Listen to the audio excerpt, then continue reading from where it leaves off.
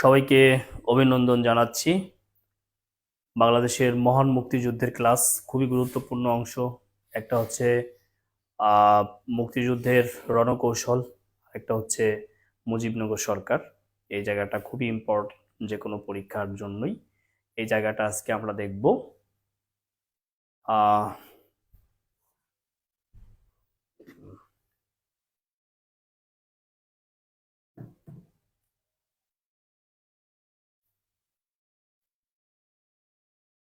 যে আমরা 1 মিনিট সময় নেব সবার জয়েন করার জন্য। আমরা 1 মিনিট সময় নেব সবার জয়েন করার জন্য।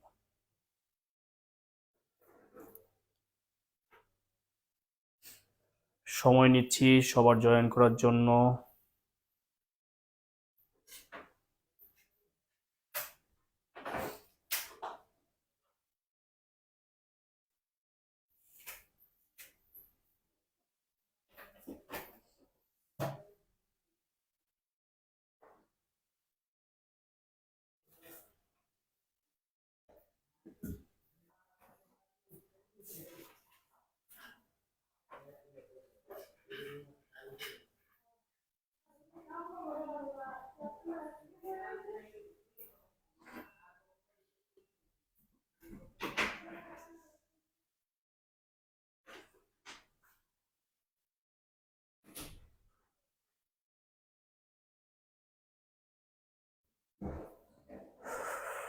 ওকে, আশা করি সবাই জয়েন করবেন।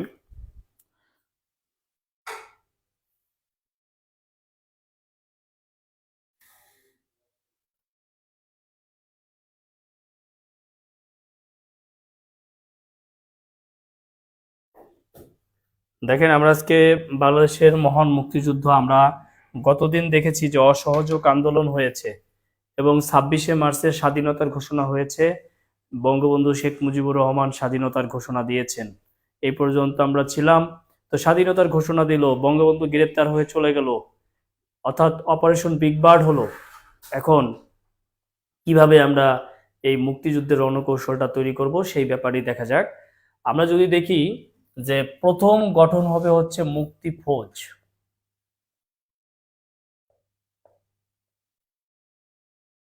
মুক্তি ফৌজ গঠন, এটা হলো 4 এপ্রিল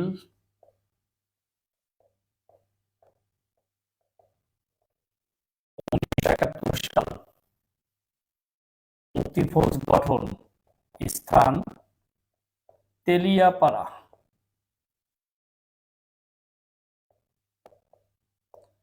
এই তেলিয়াপাড়া হচ্ছে বর্তমান হবিগঞ্জের তেলিয়াপাড়া। তবে অপশনে সিলেট থাকতে পারে, সিলেট থাকতে পারে। তো হবিগঞ্জ তো আগে জেলা ছিল না, সিলেটের তেলিয়াপাড়াই আমরা বলতাম। কিন্তু আমাদেরকে মাথায় রাখতে হবে স্থান হচ্ছে তেলিয়াপাড়া, হবিগঞ্জ। এটা খুবই ইম্পর্টেন্ট, পরীক্ষায় আসে। তো এই মুক্তি ফৌজ থেকে এটা হয়ে যাবে মুক্তি বাহিনী।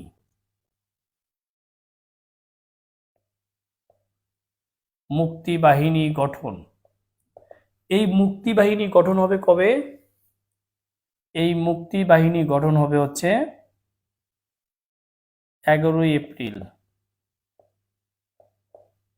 1971। এই যে মুক্তি ফৌজ গঠন, এই মুক্তি ফৌজ গঠনের মধ্যে যেটা ছিল সেটা হচ্ছে সামরিক 5000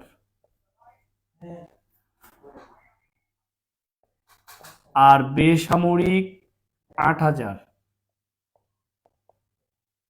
এই 13,000 মানুষ নিয়ে, এই 13,000 মানুষ নিয়ে এই মুক্তি ফৌজ গঠিত হয়েছিল। কত হাজার? 13,000। এইটা করেছিলেন, মুক্তি ফৌজ গঠন করেছিলেন কর্নেল আতাউল গনি ওসমানী। এখন এই আতাউল গনি ওসমানী আবার হবে প্রধান সেনাপতি। তো প্রধান সেনাপতির কারণে হওয়ার কারণে 17 এপ্রিল 1971 এই কর্নেল আতাউল গনি ওসমানীকে পদোন্নতি দেওয়া হবে, অর্থাৎ সে হয়ে যাবে general Ataul Gani Osmani. General Ataul Gani Osmani, general Ataul Gani Osmani হয়ে যাবে 17 এপ্রিল 1971। অর্থাৎ কর্নেল থেকে সে কি হয়ে গেল, জেনারেল হয়ে গেল। এই জন্য মুক্তিযুদ্ধের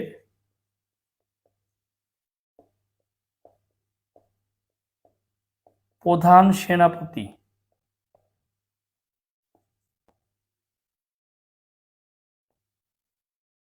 জেনারেল আতাউল গনি ওসমানী।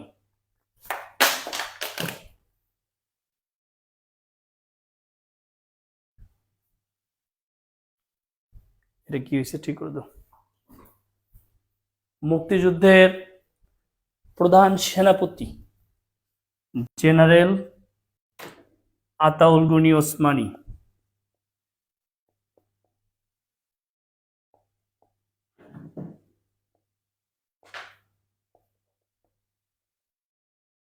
কিন্তু 35তম বিসিএস একটা প্রশ্ন আসছে, সেটা হচ্ছে মুক্তিযুদ্ধের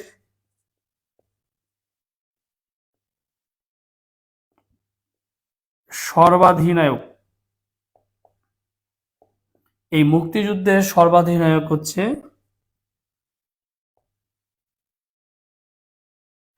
বঙ্গবন্ধু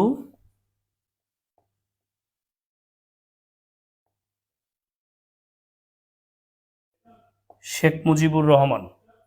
মুক্তিযুদ্ধের সর্বাধিনায়ক হচ্ছে বঙ্গবন্ধু শেখ মুজিবুর রহমান। ওকে, বঙ্গবন্ধু শেখ মুজিবুর রহমান। আপনার কি লেখা দেখতে পাচ্ছেন এবং শুনতে পাচ্ছেন?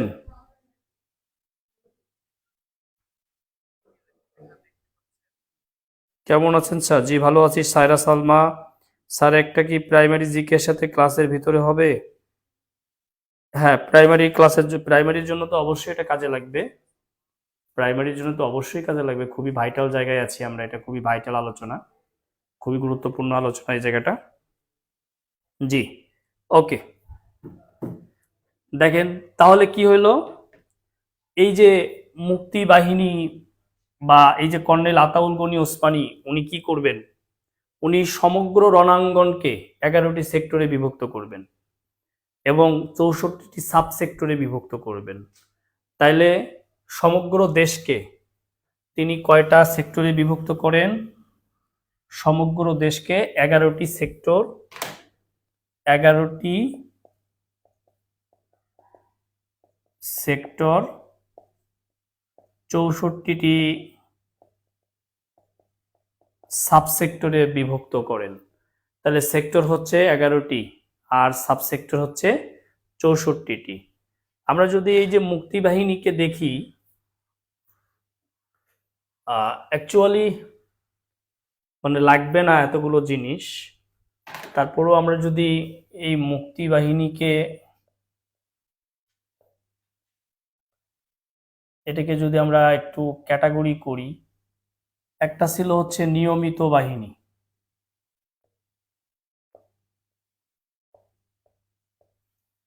আর একটা হলো অনিয়মিত বাহিনী।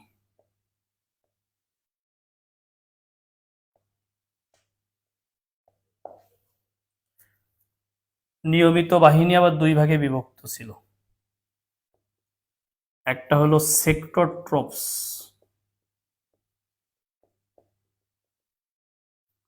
আর একটা হলো ব্রিগেড ফোর্স।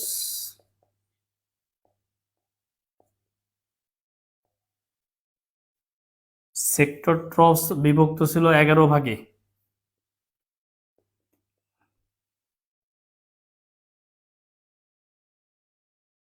এগারো, 1 2 3 4 5 6 7 8 9 10 11।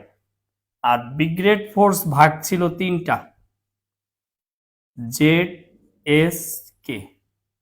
Z force, S force, K force. Z ফোর্সে মেজর জিয়াউর রহমান ছিলেন, S force Shafiullah, K force Khalid Mosharraf. এই যে এগুলো আমাদের লাগবে না। অনিয়মিত বাহিনীর মধ্যে একটা ছিল মুজিব বাহিনী, আর একটা ছিল কাদেরিয়া বাহিনী, আর একটা ছিল হেমায়েত বাহিনী।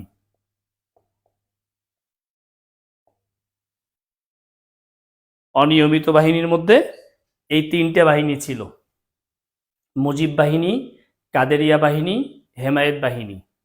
এইভাবে বিভক্ত করা হয়েছিল। আহ, এই যে এটিএম হেমায়েত উদ্দিন হেমায়েত বাহিনীর প্রধান ছিল। তারপরে কাদেরিয়া বাহিনী আমরা জানি যে যাকে বলা হয় হচ্ছে এই যে কাদের সিদ্দিকী। হ্যাঁ, তো এগুলো আমাদের আসলে এত বেশি ইম্পর্টেন্ট নাই। ইম্পর্টেন্টের জায়গা হচ্ছে এইটা। এইটা থেকেও প্রায় একটাই প্রশ্ন আসে যে ঢাকা কয় নাম্বার সেক্টরের অধীনে ছিল। যারা প্রাইমারি দিবেন তাদের জন্য ইম্পর্টেন্ট, ঢাকা 2 নং সেক্টরে ছিল। বাকিটা যার যার জেলা ভাইবার জন্য কয় নং সেক্টরে ছিল তারা সেইটা মুখস্থ করে ফেলবেন, সেটা তারা পড়ে ফেলবেন যে আপনার জেলাটা আসলে কয় নং সেক্টরের অধীনে ছিল। এছাড়াও আপনি যে কোনো একটা বই দেখে যে কোনটা কয় নং সেক্টরের অন্তর্ভুক্ত এইটা একটু পড়ে নিতে পারেন। যেমন আপনারা যদি কিভাবে পড়বেন দেখেন, আমি একটা টনিক ধরাই দিচ্ছি। যে বললাম যে দেখবেন এই যে আমরা যে ফ্রিজ রেফ্রিজারেটর ব্যবহার করি, এই রেফ্রিজারেটরের মধ্যে গ্যাস থাকে, সিএফসি থাকে। কিন্তু আপনি যদি 1 নং সিএফসি গ্যাস মুক্ত ফ্রিজ কিনেন, 1 নং সিএফসি গ্যাস মুক্ত ফ্রিজে ফ্রিজে জিয়া, 1 নং সিএফসি গ্যাস মুক্ত ফ্রিজে জিয়া। এই যে 1 নং সেক্টর, সিটে চট্টগ্রাম, এপে ফেনী, আর হচ্ছে পার্বত্য চট্টগ্রাম, গ্যাস মুক্ত ফ্রিজে জিয়া মানে মেজর জিয়াউর রহমান। এইভাবে পড়তে পারেন। কিন্তু হয় কি, এই ছন্দ টেকনিকগুলো না একটা সময় গিয়ে আমরা ভুলে যাই। এই ছন্দ টেকনিকগুলো হচ্ছে পড়ার মধ্যে ঢোকার জন্য আমাদেরকে সহযোগিতা করে, একটা মোটিভেশন। যখন নতুন স্টুডেন্ট, নতুন আমরা ভর্তি হই কোথাও স্যারের কাছে বা কোচিংয়ে, তখন এই ছন্দগুলো আমাদের খুব বিনোদন দেয়। এই ছন্দগুলো বিনোদন দেওয়াতে কিন্তু আমাদের লস নাই, আমাদের লাভ আছে। কারণ এই বিনোদনের কারণেই আমরা পড়াটা শুরু করি। আমরা যারা বিনোদন দেই এই কারণেই পড়াটা আমরা শুরু করি। আর এই পড়াটা শুরু করার পরে ঢুকে দেখবেন একটা স্টুডেন্ট 2 বছর 3 বছর পড়ার পরে ও আর এই টেকনিক পড়ে না, ও খুব ডিপলি নলেজ জানে। এই জন্য আমাদেরকে যে কাজটা করতে হবে, এই সেক্টরগুলো এই সেক্টরগুলো আমাদেরকে এরকম একটু দেখে দেখে পড়ে ফেলতে হবে। কিন্তু ভাইবার জন্য আপনি কোন জেলা কোন নয় কয় নং সেক্টরে ছিলেন, যেমন আমরা যদি বলি যে 4 নং সেক্টর কোন জেলা, বলো, তুমি বলো 4 নং সেক্টর কোন জেলা। আমি তো জিজ্ঞাসা করছি, আমি তো আবার আমারে প্রশ্ন করতে বলিনি। 4 নং সেক্টর, আরো সহযোগিতা করি। এখানে সেক্টর কমান্ডার ছিলেন major CR Dutta, CR Dutta, Chittaranjan Dutta. ইনি হচ্ছেন সিলেটের, সিলেট। এখন সিলেট মানে হবিগঞ্জ ব্যাপারটা তা না, এখানে সিলেট হবিগঞ্জ মৌলভীবাজার সব মিলে ভাগ ছিল। হবিগঞ্জ না, এটা সিলেট, মূল সিলেট। তো এই যে এরকম আমাদেরকে এগুলো শিখতে হবে যে 4 নং সেক্টরে আমার টেকনিক দরকার নেই, আমি জাস্ট সেক্টর কোন জেলা, সেক্টর কমান্ডার কে, সব সেক্টর কমান্ডারকেও আমার মুখস্থ করার দরকার নেই। 1 নং সেক্টর কমান্ডার, 2 নং সেক্টর কমান্ডার, আর 4 নং সেক্টর কমান্ডার। যেমন এখান থেকে যে প্রশ্নটা আসে পরীক্ষায় বেশি, যে কোন সেক্টরে নিয়মিত কোনো সেক্টর কমান্ডার ছিল না, তাহলে 10 নং সেক্টরে কোনো সেক্টর কমান্ডার ছিল না, কারণ এটা ছিল নৌ সেক্টর, এখানে কোনো নিয়মিত সেক্টর কমান্ডার কেউ ছিল না। তাহলে এই যে এই জায়গাগুলো আমাদেরকে একটু পড়তে হবে, ঠিক আছে।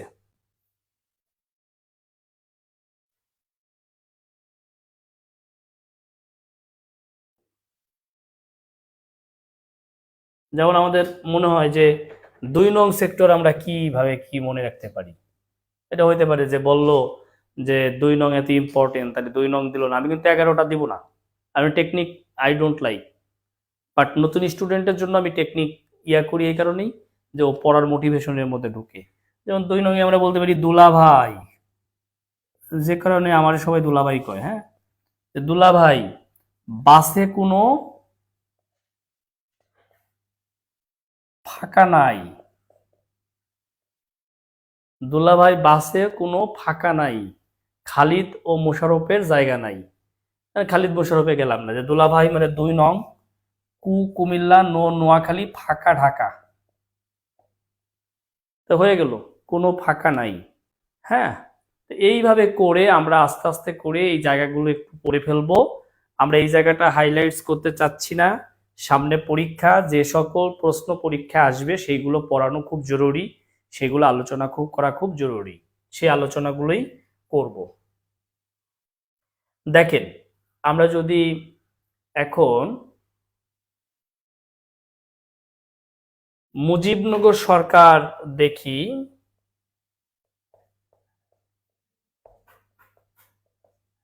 মুজিবনগর সরকার,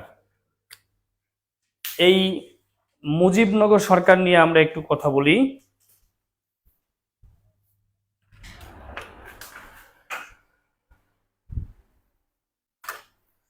কেউ মার্কার দিয়ে লিখলে ওই মার্কার দ্বারা আমি লিখতে পারি না।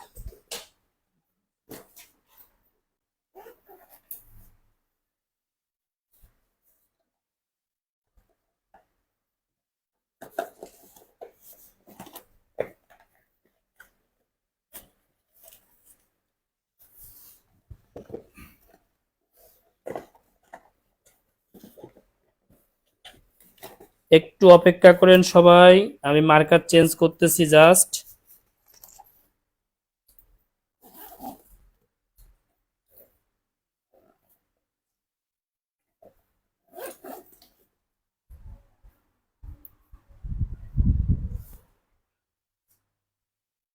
জাস্ট মার্কার চেঞ্জের জন্য ওয়েট, আমি চলে আসছি। মুজিবনগর সরকার, এই মুজিবনগর সরকার নিয়ে আমরা একটা বিপদে থাকি 10 এপ্রিল আর 17 এপ্রিল নিয়ে। এই 10 এপ্রিল আর এই 17 এপ্রিলের যে ঝামেলাটা, এটা আজকে দূর করে দিব। এটা জিন্দেগি এই ঝামেলা একদম দূর হয়ে যাবে, এটা থাকবে না। প্রথমত আমরা যদি দেখি যে মুজিবনগর সরকার গঠিত হয় কবে, দেখেন আমরা একবারে সব লিখি।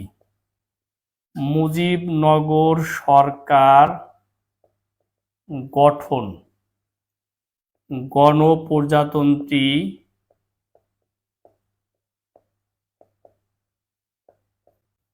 বাংলাদেশ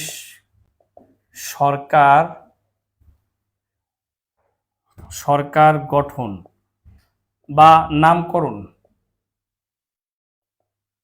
নামকরণ আমরা এগুলো সব 10 এপ্রিল দিব।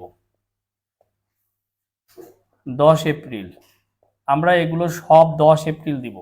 কিন্তু যদি শপথের কথা বলে, মন্ত্রিসভার শপথ, মুজিবনগর সরকারের মন্ত্রিসভার শপথ, এই কথাটা বলে মন্ত্রিসভার শপথ, তাইলে 17 এপ্রিল।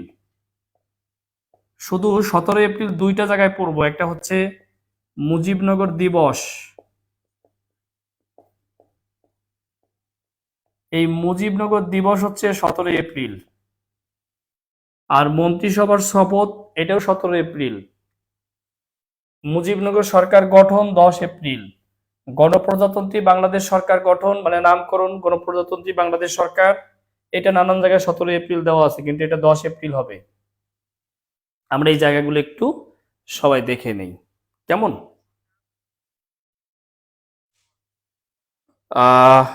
জি, তাহলে এই জায়গাগুলো আমাদের জন্য ইম্পর্টেন্ট, আমরা একটু দেখে নিলাম। এরপরে মুজিবনগর সরকার নিয়ে আমরা যদি স্থানের কথা বলি, যে স্থানটা কোথায়, এটা কোথায় গঠিত হয়, আপনারা কি কেউ বলতে পারেন?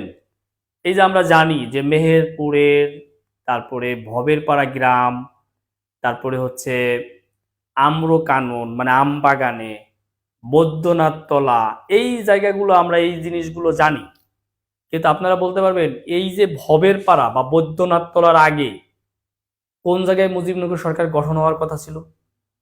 কোন জেলায়? কেউ বলতে পারবো আমরা? আগে কোন জেলায় মুজিবনগর সরকার গঠিত হওয়ার কথা ছিল? দেখি কেউ বলতে পারি কিনা, দেখি কমেন্টস করেন।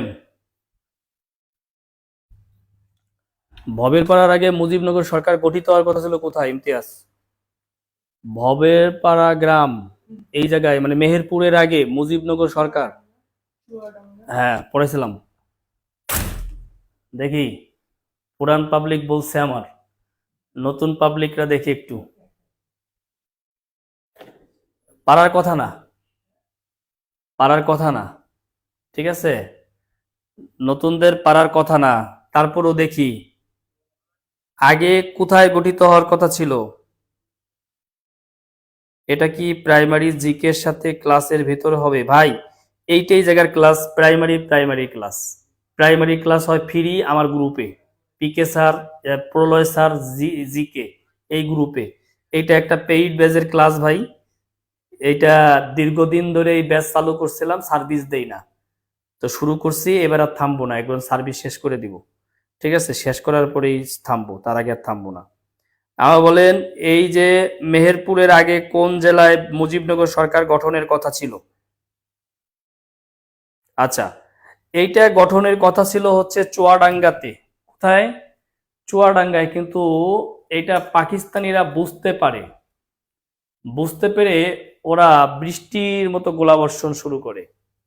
পরে একটা জায়গাকে বাছাই করা হলো, যে জায়গা থেকে ভারতের প্রোটেকশনও থাকবে, পাশাপাশি হচ্ছে আহ মানে ওখানে পাকিস্তানি মিলিটারিরা পৌঁছাইতেও পারবে না। তখন এই স্থানটাকে ঠিক করা হলো যে আমরা একটু ছোট জায়গা থেকে লিখি, আম্রকানন মানে আম বাগান, এই জায়গার নাম হলো বৈদ্যনাথ তলা, তারপরে হচ্ছে গ্রামের নাম হচ্ছে ভবের পাড়া, আর জেলার নাম হচ্ছে মেহেরপুর। মেহেরপুর, ঠিক আছে। তারপরে মুজিবনগর সরকারের শপথ পড়ান কে? অধ্যাপক ইউসুফ আলী।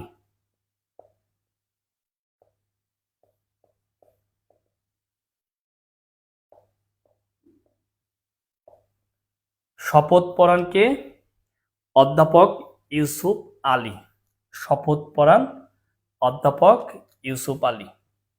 দেখেন মুজিবনগর সরকার নিয়ে আমাদের আর যে বিষয়গুলো পড়া দরকার সেটা হলো মুজিবনগর সরকারের কে কি দায়িত্বে ছিলেন। এগুলো মোটামুটি আমরা পারি, যে রাষ্ট্রপতি,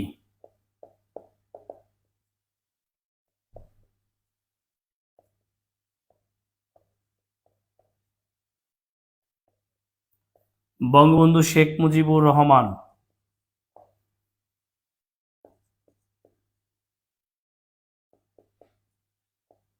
উপরাষ্ট্রপতি বা অস্থায়ী রাষ্ট্রপতি, এগুলো আমরা জানি। আমার মনে হয় আমি টাইম নষ্ট করতেছি নাকি। সৈয়দ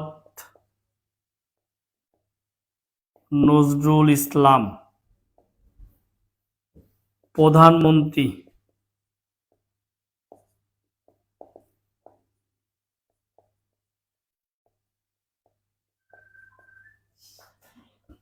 তাজউদ্দিন আহমেদ,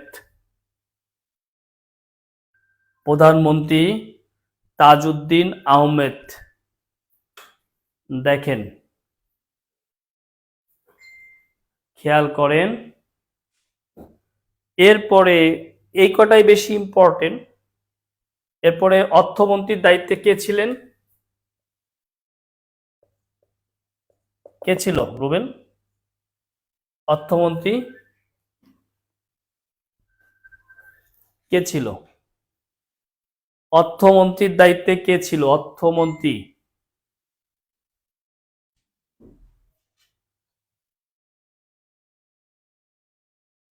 হ্যাঁ, অর্থমন্ত্রীর দায়িত্বে কে ছিল?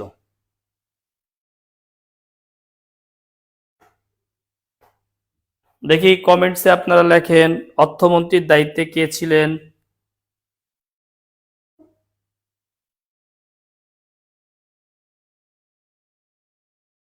মনসুর, একজন লিখছে মনসুর। এম মনসুর আলী লেখেন, এম মনসুর আলী। আর কামারুজ্জামান কি দায়িত্বে ছিলেন, কে বলতে পারবেন? কামারুজ্জামান, আচ্ছা এগুলো আপনারা পারবেন, তারপরে আমি বলে দিচ্ছি, শোনেন। এই যে অর্থমন্ত্রীর কথা বলছি, এখন যদি বলে যে অর্থ বিভাগ,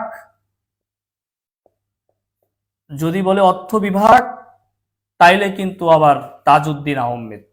মনে রাখবেন, পরীক্ষায় যাহা কমন পড়িবে না তাহাই হচ্ছে তাজউদ্দিন আহমেদ। অর্থাৎ যে সকল মন্ত্রণালয়ে কারো দায়িত্বে ছিল না, সেই সব দায়িত্বে ছিল তাজউদ্দিন আহমেদের। আই রিপিট, যেসব বিভাগ বা মন্ত্রণালয়, যেমন স্বাস্থ্য মন্ত্রণালয়ের দায়িত্বে কার ছিল? তাজউদ্দিন আহমেদ। শিক্ষা মন্ত্রণালয়ে কার ছিল? তাজউদ্দিন আহমেদ। এখন কোনো বইয়ে কিন্তু নাই শিক্ষা মন্ত্রণালয়ের মন্ত্রী কে ছিল। এখানে স্পষ্ট হয়ে বলা আছে, এই যে আমরা কয়জনের নাম বলছি, রাষ্ট্রপতি বঙ্গবন্ধু, উপরাষ্ট্রপতি বা অস্থায়ী রাষ্ট্রপতি সৈয়দ নজরুল ইসলাম, প্রধানমন্ত্রী তাজউদ্দিন আহমেদ, অর্থমন্ত্রী কি? এম মনসুর আলী, ত্রাণ ও পুনর্বাসন মন্ত্রী কামরুজ্জামান, আর একজন ছিল খন্দকার মোস্তাক, ওই নামটা পরীক্ষায় আসবে না, একটা কলঙ্কিত নাম। এ বাদে এই যে নাম শুনলেন, এর বাইরে যা দায়িত্ব, স্বাস্থ্য বলুক, শিক্ষা বলুক, অর্থ বিভাগ বলুক, আরো কিছু বলুক, প্রতিরক্ষা বলুক, যোগাযোগ বলুক, যা বলুক, সব মন্ত্রণালয়ের দায়িত্বে তাজউদ্দিন আহমেদ। চোখ বুঝে উত্তর দিয়ে দিবেন তাজউদ্দিন আহমেদ। আশা করি আমি বোঝাতে পারছি।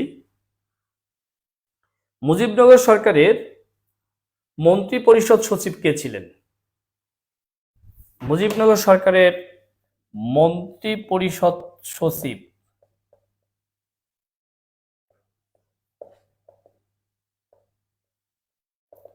এইটা ছিলেন এইচ টি ইমাম, মরহুম এইচ টি ইমাম। উনি মারা গেছেন। এই বর্তমান সরকারের রাজনৈতিক উপদেষ্টা ছিলেন এইচ টি ইমাম।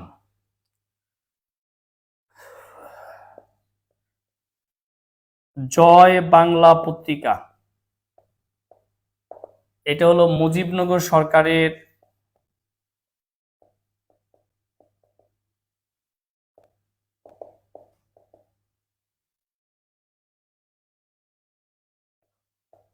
সাপ্তাহিক পত্রিকা। মুজিবনগর সরকারের সাপ্তাহিক পত্রিকার নাম হচ্ছে জয় বাংলা পত্রিকা। মুজিবনগর সরকারের সাপ্তাহিক পত্রিকার নাম হচ্ছে জয় বাংলা পত্রিকা।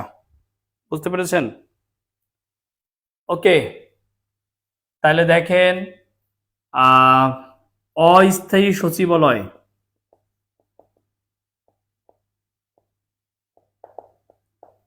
৮ নং থিয়েটার রোড,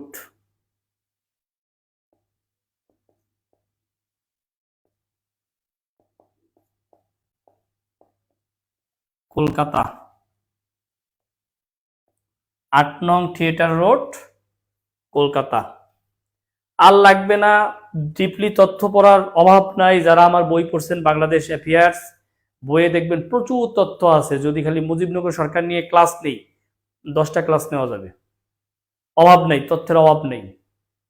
কিন্তু অ্যাজ ইউজুয়াল তথ্য এগুলো, ডিপলি তথ্য আসলে আসলে পারবেন না। এরপরে যাদের কাছে আমার বই আছে একটু পড়ে নিন।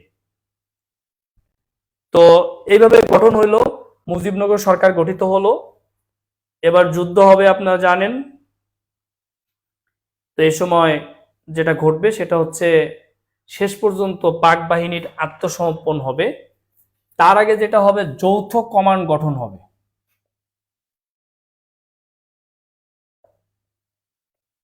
যৌথ কমান্ড গঠন, অর্থাৎ বাংলাদেশ ভারত যৌথ কমান্ড। এটার প্রধান হবেন জেনারেল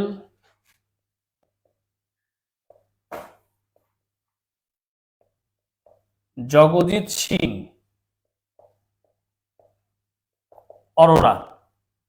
আমার কথা হচ্ছে, যৌথ কমান্ড গঠিত হয় কবে? কেউ বলতে পারবেন? তারিখ কেউ বলতে পারবেন? যৌথ কমান্ড গঠিত হয় কবে? তারিখ কেউ বলতে পারবেন? যৌথ কমান্ড গঠিত হয় কবে?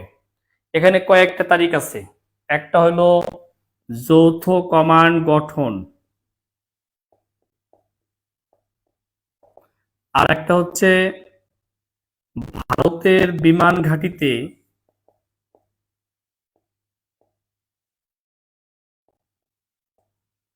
পাকিস্তানের আক্রমণ,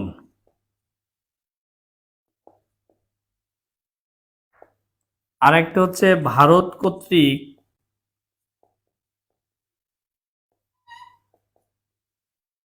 পাকিস্তানের বিরুদ্ধে যুদ্ধ ঘোষণা।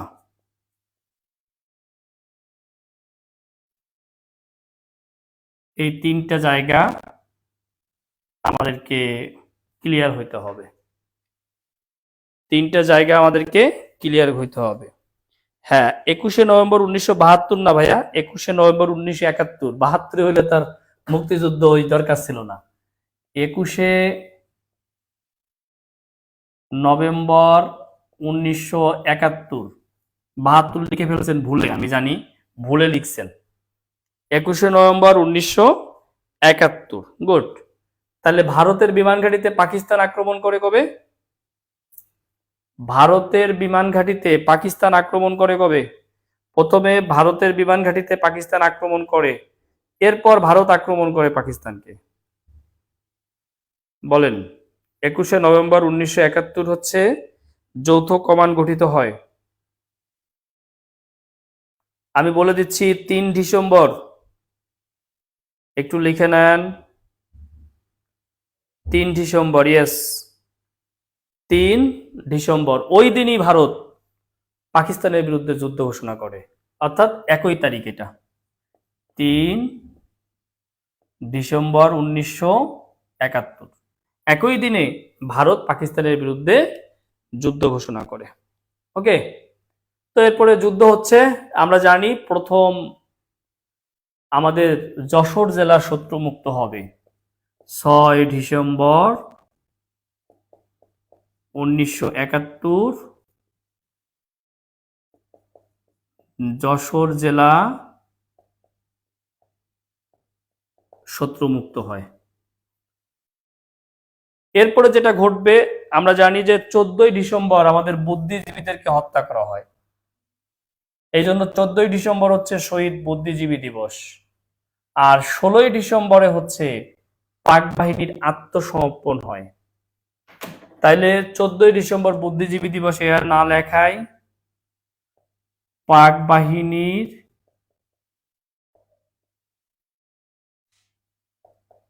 আত্মসমর্পণ কবে? 16 ডিসেম্বর। স্থান কোথায়? বর্তমান সোহরাওয়ার্দী উদ্যান, সোহরাওয়ার্দী উদ্যান। আর কত হাজার সৈন্য নিয়ে?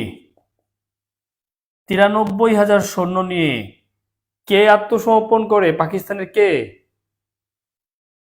জেনারেল নিয়াজি। কে করেন? জেনারেল নিয়াজি আত্মসমর্পণ করেন।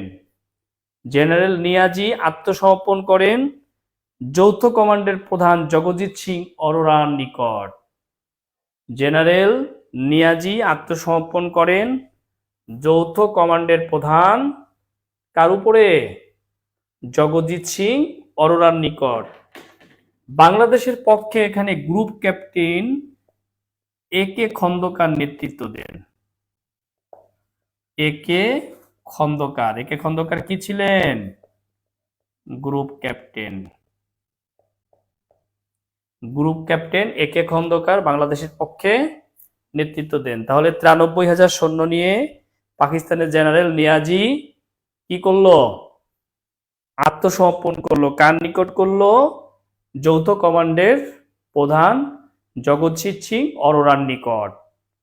আর সেখানে আমরা দেখব বাংলাদেশের পক্ষে প্রতিনিধিত্ব করবে কে? এ কে খন্দকার। আশা করি বুঝতে পেরেছেন। যুদ্ধ শেষ হলো, এবার স্বীকৃতি নেওয়ার পালা। আন্তর্জাতিক স্বীকৃতির পালা এবার। তাহলে আমরা স্বাধীন হয়েছি, এখন স্বীকৃতি লাগবে আমাদের। তাহলে প্রথম স্বীকৃতি দেয়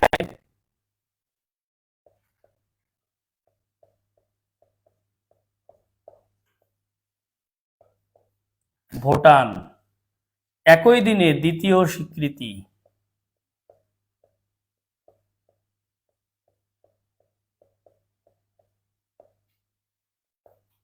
ভারত।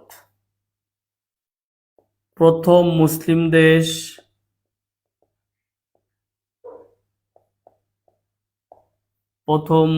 দেশ সেনেগাল।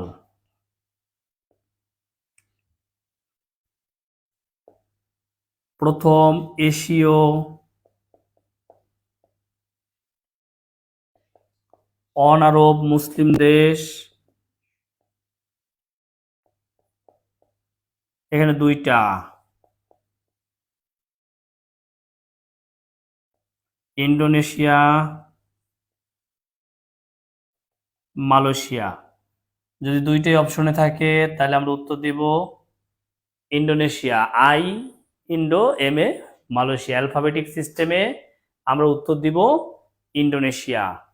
অ্যালফাবেটিক সিস্টেমে আমরা উত্তর দিব ইন্দোনেশিয়া। ওকে। আর যদি পরীক্ষায় আসে প্রথম ইউরোপীয় দেশ,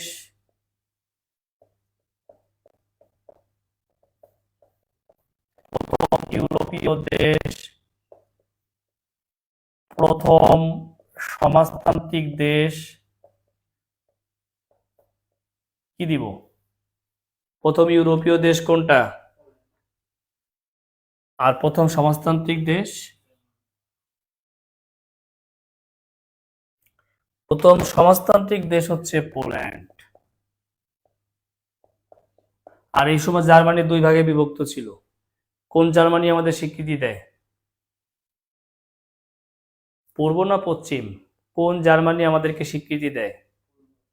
পূর্ব না পশ্চিম?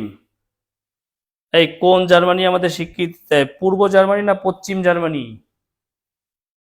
প্রথম ইউরোপীয় দেশ হিসেবে আমাদেরকে পশ্চিম জার্মানি স্বীকৃতি দেয়।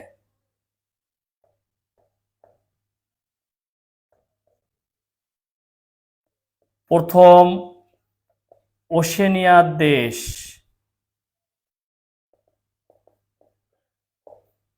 ফিজি। প্রথম ওশেনিয়ার দেশ ফিজি। আর লাগবে না এই স্বীকৃতি। এরপরে এমনি অ্যাজ ইউজুয়াল পাকিস্তান কবে স্বীকৃতি দিচ্ছে পাওয়া লাগবে না। চীন, তারপরে হচ্ছে মার্কিন যুক্তরাষ্ট্র, পড়লে পড়তে পারেন, না পড়লে নাই। মুক্তিযুদ্ধের মধ্যে উল্লেখযোগ্য ঘটনা আরো যেগুলো আছে তার মধ্যে একটা আছে হচ্ছে concert for Bangladesh. Concert for Bangladesh কবে হয় ভাই? কোথায় হয়? মাইনুদ্দিন বলতে হবে সাথে সাথে, কোথায় হয়? Madison Square Garden, New York. Madison Square Garden, New York. কে ছিল উদ্যোক্তা? উদ্যোক্তার দলের নাম কি? এই যে দলের নাম হলো বিটলস। এখানে ছিল জর্জ হ্যারিসন, পণ্ডিত রবিশঙ্কর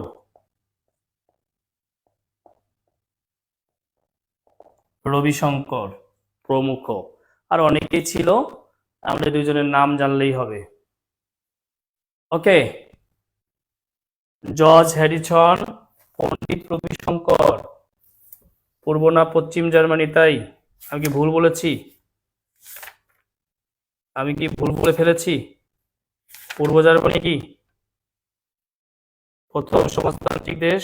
হ্যাঁ, প্রথম পূর্ব জার্মানি, সরি পূর্ব জার্মানি, পশ্চিম জার্মানি না, কেটে পূর্ব জার্মানি। ভালো সায়রা ইসলাম। পূর্ব জার্মানি, পশ্চিমদের তো আমাদের স্বীকৃতি দেওয়ার কথা না। সরি, পূর্ব জার্মানি হবে, হ্যাঁ, পূর্ব জার্মানি, পূর্ব জার্মানি। এরপরে হবে যেটা লাগবে,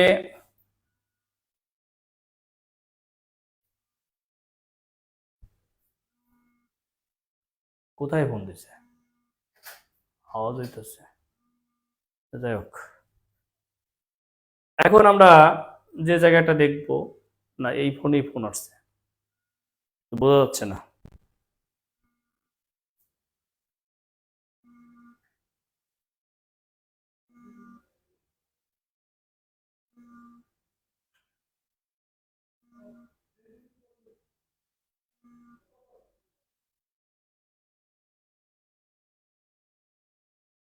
দেখেন, আমরা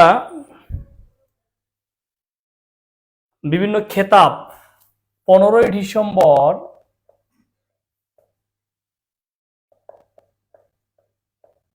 1973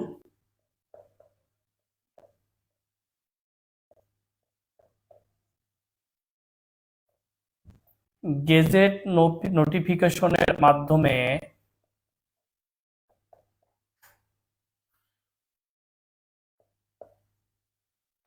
খেতাব প্রদান করা হয়।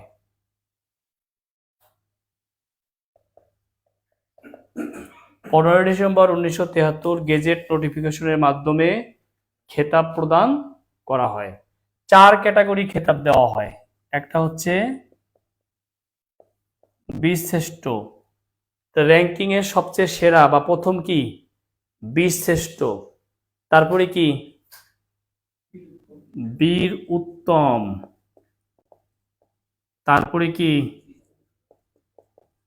বীর বিক্রম, তারপরে কি বীর প্রতীক। বীরশ্রেষ্ঠ 7 জন, বীর উত্তম কয়জন, আচ্ছা আগেরটা লিখি তারপরে বোঝাচ্ছি, 68 জন, বীর বিক্রম 175 জন, বীর প্রতীক 426 জন। এই সংখ্যাটাকে দেওয়া হয়েছিল মুক্তিযুদ্ধে অবদানের জন্য, কিন্তু সম্প্রতি বীরশ্রেষ্ঠ 7 জন, 7 জনই আছে, এখানে একজনকে বাদ দেওয়া হয়েছে যুদ্ধ অপরাধের জন্য, একজন বাদ দিলে থাকে 67, এখানে একজন বাদ দেওয়া হয়েছে 174, এখানে 2 জন বাদ দেওয়া হয়েছে 424, তার মানে মোট 4 জনের খেতাব বাতিল হয়েছে। তাহলে 6 এর 5 11 8 19 আর 7 26, 6 হাতে 2 4 11 17 7 হাতে 1 676, তাহলে এখানে হবে 672, অর্থাৎ খেতাবপ্রাপ্ত মুক্তিযোদ্ধা বর্তমানে 672, দেওয়া হয়েছিল 676 জনকে, দেওয়া হয়েছিল 676 জনকে। তাহলে 4 জন, কয়জনের খেতাব বাতিল করা হয়েছে, 4 জন, কি কারণে, যুদ্ধ অপরাধের দায়ে 4 জনের খেতাব বাতিল করা হয়েছে। তাইলে আমরা এটা জানলাম। এরপরে আমাদের যেটা লাগে, একমাত্র বিদেশি বীর প্রতীক, একমাত্র বিদেশি বীর প্রতীক কে, একমাত্র বিদেশি বীর প্রতীক কে, ডব্লিউ.এস.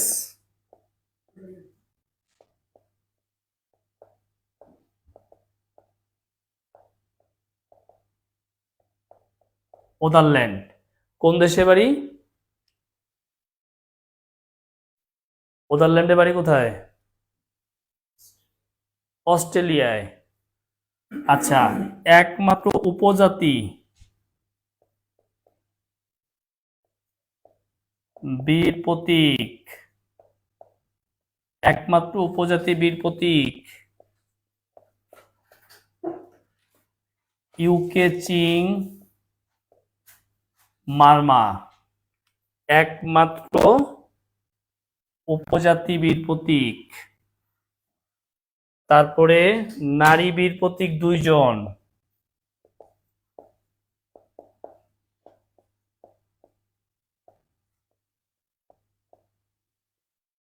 কি তারামন বিবি আর ডাক্তার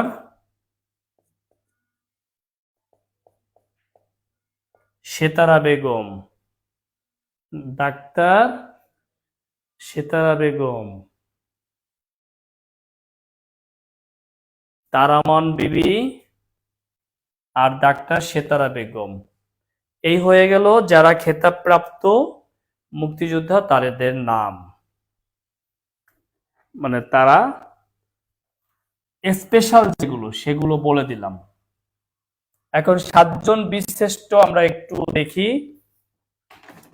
7 জন বীরশ্রেষ্ঠের নিক নেম মনে রাখবেন এইভাবে: রকা, মনু,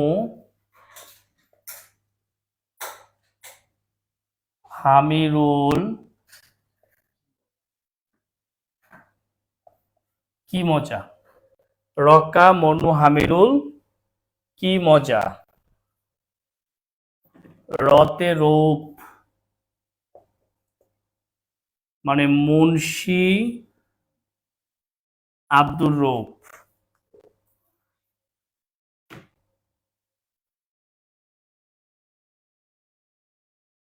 মুন্সি আব্দুর রউফ। কাতে কামাল, মানে মোস্তফা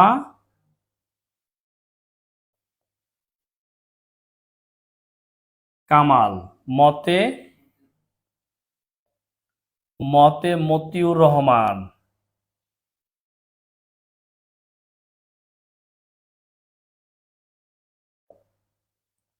আর নুতে নূর মোহাম্মদ।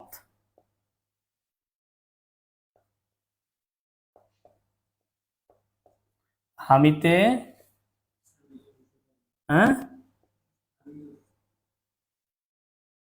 হামিদুর রহমান, পুরো নাম কি?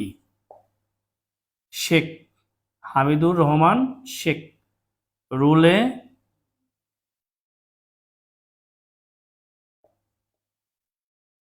রুহুল আমিন। আর মজাতে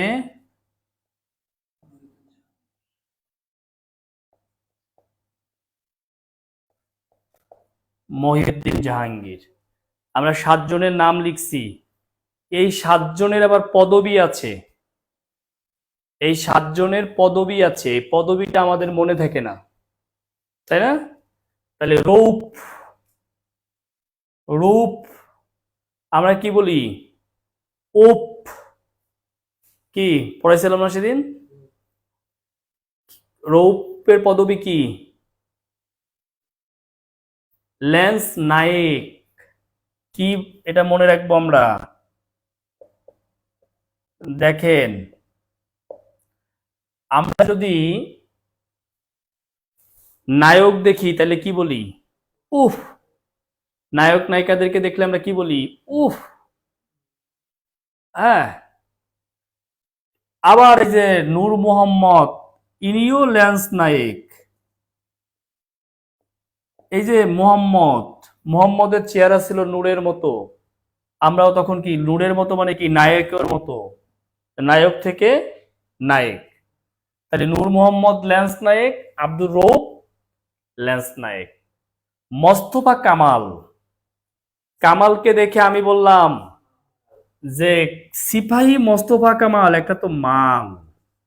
বললাম সিপাহী মোস্তফা কামাল কি একটা মাল। আপনারা বললেন দূর, এটা কোনো কথা? সিপাহী কোনোদিন মাল হয়? তাহলে দূর হামিদুর, তাহলে হামিদুর রহমানও সিপাহী। তাহলে সিপাহী হামিদুর রহমান। মতিউর রহমান আকাশে ছিল, তাহলে সে ফ্লাইটে ছিল। তাহলে ফ্লাইট লেফটেন্যান্ট মতিউর রহমান। আমরা রুহুল আমিনকে দেখে বললাম, আপনি দেখবেন ছেলে পেলে ডাক্তার ইঞ্জিনিয়ার হলে কি বলে? বাহ, মাশাল্লাহ। মুসলিম হলে কি বলে? মাশাল্লাহ। আবার যদি ভালো কিছু বলা হয় তাহলে বলেন আমিন। তাহলে আমরা দেখলাম যে সে ইঞ্জিন রুম আর্টিফিশিয়াল।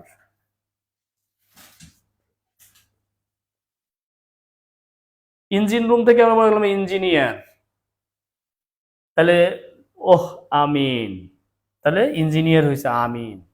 আর মহিউদ্দিন জাহাঙ্গীর, জাহাঙ্গীরের একটু চাপাবাজ টাইপের হয়, একটু নেতৃত্ব দেওয়ার চেষ্টা করে, ক্যাপ্টেন্সি চেষ্টা করে, তাহলে ক্যাপ্টেন মহিউদ্দিন জাহাঙ্গীর। 7 জন বীরশ্রেষ্ঠের পদবি আমরা মুখস্থ করে ফেলেছি। ওকে, তাহলে দেখেন এদের আবার কবরটা পরীক্ষায় আসে, কবরটা আমরা একটু মনে রাখবো। যেমন জাহাঙ্গীরের কবর কোথায়? আমি বললাম জাহাঙ্গীর একটু চাপাবাজ টাইপের হয়, তাহলে তার কবর হচ্ছে চাঁপাই নবাবগঞ্জে, চাঁপাই নবাবগঞ্জে তার কবর। রুহুল আমিন, বললাম হুল, দেখবেন মৌমাছি ভেঙ্গুর এগুলো কামড় দিলে কি ঢুকে? হুল ঢুকে, তাহলে হুল খুল, হুল খুল, তাহলে খুল থেকে খুলনা। এরপরে হামিদুর মিরপুর, হামিদুর মিরপুর, মতিউর মিরপুর, মিল আছে, তাহলে মতিউর কোথায়? মিরপুর। হামিদুর কোথায়? মিরপুর, তাহলে মতিউর হামিদুর মিরপুর।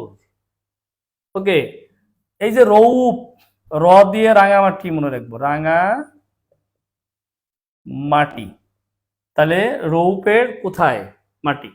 দেখবেন মাল, কামাল, হিন্দুদের মধ্যে ব্রাহ্মণদেরকে আমরা বলি সবচেয়ে উচ্চ গোত্রের মানুষ, তার মানে এই ব্রাহ্মণরা এক একটা মাল, এটা দিয়ে মনে রাখবো ব্রাহ্মণ বাড়িয়া।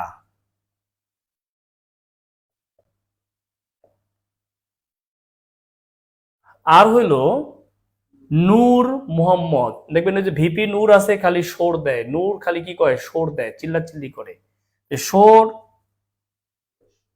যশোর। সবগুলো হয়ে গেছে। দেখেন যদি গল্পগুলো আপনার ভালো করে মনে থাকে তাহলে এগুলো মুখস্থ হয়ে যাবে। 7 জন বীরশ্রেষ্ঠের আমরা কবর এবং তাদের পদবি মুখস্থ করে ফেলেছি অলরেডি। এখন কে কোন সেক্টরে যুদ্ধ করছে সেটা আমরা মুখস্থ করব। কে কোন সেক্টরে যুদ্ধ করেছে আমরা সেটা মুখস্থ করব।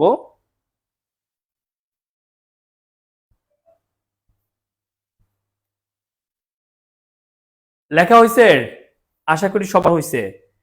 কে কোন সেক্টরে যুদ্ধ করে এটা আমরা একটু দেখব।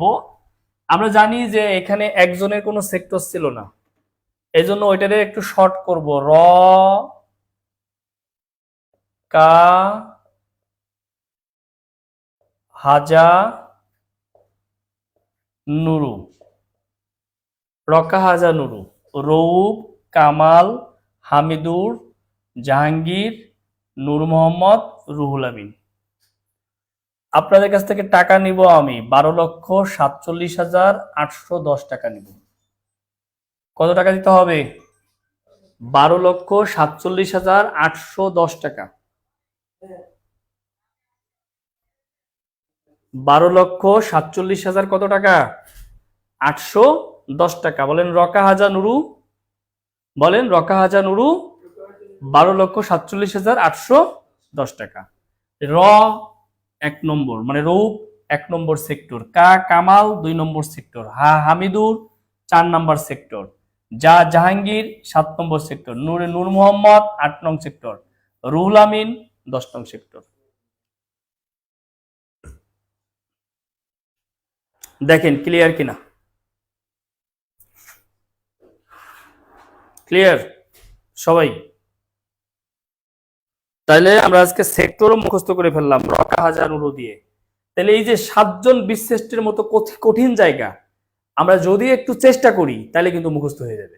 এগুলো গল্পর মধ্যে উপমার মধ্যে দিয়ে মনে রাখতে হবে। গল্পগুলো আসলে একটা মনে রাখার টেকনিক আমি কাউকে দেইনি। আমি যেটা বলতে চাই সেটা হলো গল্প শুনবেন, ওইটা দিয়ে উদাহরণ দিয়ে মনে রাখবেন, গল্পের খাতিরে মুখস্থ হবে। বলেন অনলাইনে যারা আছেন, আমাদের অফলাইনেও কয়েকজন আছে, আপনারা জানেন যে আমি একটা প্রতিষ্ঠান দিয়েছি, নাম হচ্ছে ক্যারিয়ার একাডেমি। এখানে ক্যারিয়ার বিষয়ক সার্ভিস দেওয়া হয়। এটা টোটালি একক মালিকানা। একক মালিকানা কথাটা কেন বললাম? যৌথ মালিকানার প্রতি এখন মানুষের বিশ্বাস উঠে গেছে, যৌথ মালিকানা ভেঙে যায়। আমি নিজে জব করতাম একটা প্রতিষ্ঠানে, আপনারা জানেন যে সেখানে তাদের ম্যানেজমেন্টের অর্থাৎ যৌথ মালিকানা দ্বন্দ্বের কারণে ওটা ভেঙে গেছে, যার জন্য অনেকেই ক্ষতিগ্রস্ত, আমি নিজে অনেক ক্ষতিগ্রস্ত। এই কারণে একক মালিকানায় প্রতিষ্ঠান দিয়েছি ফার্ম গেটে। তো ফার্ম গেটে অফলাইন অনলাইন দুইভাবে ক্লাস হয়। যারা ঢাকা আছেন তারা আসতে পারেন, দেখা করতে পারেন, চা খাইতে পারেন, গল্প করতে পারেন, ভালো লাগলে এখানে পড়তে পারেন, লাইব্রেরি সুবিধা আছে, তারপরে সরাসরি ক্লাসের সুবিধা আছে। সবচেয়ে বড় বিষয় যেটা ক্লাসের বাইরে যেটা কোনো প্রতিষ্ঠানে নাই সেটা হচ্ছে table counselling. Expert subjective expert দ্বারা টেবিল কাউন্সিলিং এর ব্যবস্থা আছে। তো মুক্তিযুদ্ধের ক্লাস শেষ করলাম আপনাদের সাথে। মুক্তিযুদ্ধটা আমাদের শেষ হয়ে গেল। মুক্তিযুদ্ধের যে কোনো বই, আপনার কাছে যে বই আছে সেই বই দেখে প্রিভিয়াস কোশ্চেন গুলো একটু এখন প্র্যাকটিস করবেন। মুক্তিযুদ্ধের আসলে শেষ করলাম এই কথাটা আসলে সত্য না, মুক্তিযুদ্ধের শেষ করার আসলে কিছু নেই, কারণ এটা বিশাল অনেক তথ্য ডিপে যত যাবেন তত শিখবেন, তত তথ্যের প্রয়োজন হবে। আমরা পরবর্তী ক্লাসে চলে যাব বাংলাদেশের মহান সংবিধান, এবং পরবর্তী ক্লাস আগামীকাল সন্ধ্যা 6:45 হবে। আমি যদি গ্রুপে পোস্ট নাও করি, মাথায় রাখবেন 6:45 এখন রেগুলার ক্লাস হবে। শুধু আগামী বৃহস্পতিবারেও হবে রেগুলার। আগামী যে কয়দিন ক্লাস শেষ না হচ্ছে, সংবিধান, সরকার ব্যবস্থা, রাজনৈতিক ব্যবস্থা, কৃষি, অর্থ, শিল্প, বাণিজ্য, জনসংখ্যা, আদমশুমারি, উপজাতি, জাতীয় অর্জন, এই পর্যন্ত টোটাল ক্লাসই হচ্ছে টানা চলবে আগামী। ঠিক আছে, আগামীতে টানা চলবে এই ক্লাসগুলো, এবং আপনাদের কোর্সটা অনেকদিন ঝুলিয়ে রেখেছি, শেষ হয়ে যাবে এখন, আর প্রবলেম হবে না। রুহুল আমিনের কবর কোথায়? আমি বলেছি রুহুল আমিনের কবর, এই যে হুল ঢুকে না শরীরে, ভেঙ্গুর মৌমাছির হুল, তো হুল ঢুকলে আমরা কি বলি? খুল, মানে খুলনা, খুলনা। দেখেন, মনে রাখার কিন্তু অনেক বুদ্ধি আছে, এখান থেকেই কিন্তু মনে রাখা যায়। ওকে, ঠিক আছে, ভালো থাকেন সবাই, সুস্থ থাকেন সবাই।